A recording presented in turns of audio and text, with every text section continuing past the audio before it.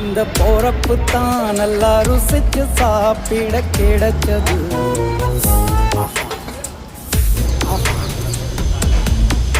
அத நினைச்சுத்தான் மனோ உலகம் முழுவதும் பருக்குது. அட சுட சுட அட சுட சுட அந்த மதுர மல்லிப்பூ இட்லியே மீன் குழம்புல கொஞ்சம் புரட்டி சாப்பிட எச்சிலு ஊறுது உள்ளுக்குள்ள. இந்த போறப்பு தான் நல்லா ருசிச்சு சாப்பிட கிடைச்சது. இந்த போறப்பு தான் நல்லா ருசிச்சு சாப்பிட கிடைச்சது.